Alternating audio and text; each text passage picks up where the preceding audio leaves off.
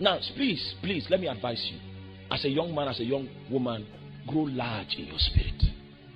Grow very large. Give yourself to fasting. Give yourself to prayer now. It's not a new discovery. Humankind discovered that the way to perpetrate this weak human life is to do it with the support of altars. So wise men of old, whether demonic or divine, their altars were the permanent aspects of their civilizations.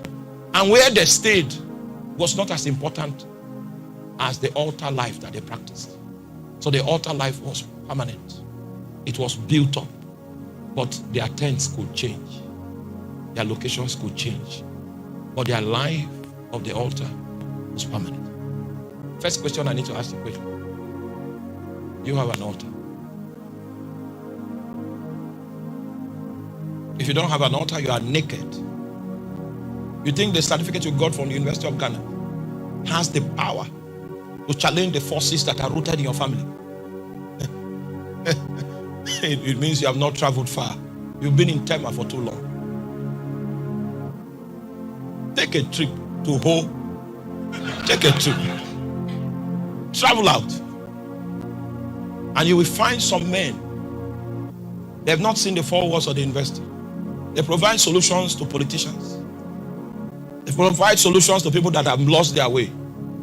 They give prescriptions on how barren women will conceive.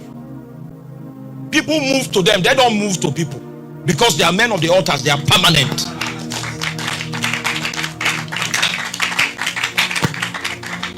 Oh, you want to know why Tema is a stronghold?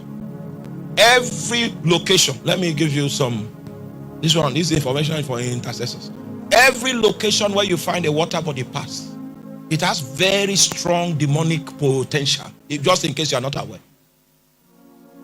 Very strong demonic potential. And in order to shape the territory, those people that understand the potential of rivers, the ones that meet with lands, the intersection between land and water, there is a being that is supposed to be there, like a linesman, with 1 foot in the water and 1 foot on the land. If that being is a demon, that territory will be demonic. If that, do I need to show you scriptures to confirm what I'm talking about? Okay, what I'm saying is in the book of Revelation chapter 10. You can go and read it. If that being, okay, no, you don't believe me.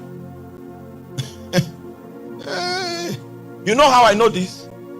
My own city too has a water body that separates it, that divides it. And we were praying for so many years, and our prayers were not answered.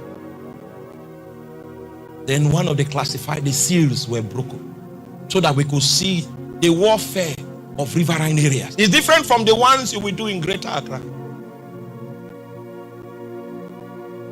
You will labor under the sunshine, and the sun will smite you until you have access to secrets, until the seals break. Your effort is good enough to make you a star. Many of you are very hardworking. In fact, you need to only to work half as hard if you know where to press and you know where to look. But many men will wander. We wander into oblivion just because they cannot see their true context. They cannot define, they cannot tell their story. They cannot define their warfare because they don't know the context in which their reality finds expression.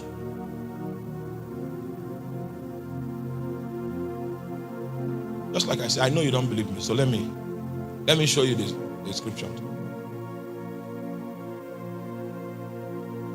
First infrastructure in the territory is the altar. Who manages the altar that has given Tema this shape? And you must understand, if a certain plague is caused by an altar, the solution to that plague is another altar. If a situation is caused by violating a law, it will be solved by satisfying that law. Spiritual things are not haphazard. They are clinical. God said to Adam, in the day that you eat of this fruit, ye shall surely die. What God was educating Adam about is the position of the justice system of heaven.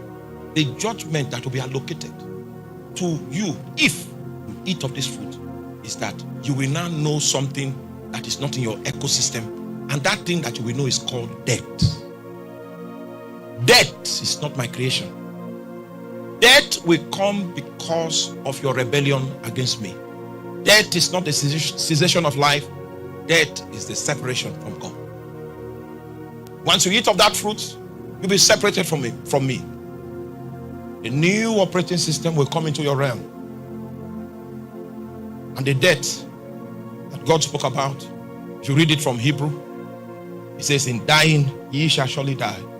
That death is a process and not an event. And that's why Adam did not fall down and die physically. But because he was separate from God, everything he did, even if he went to University of Ghana, he was dead, finding expression in different ways.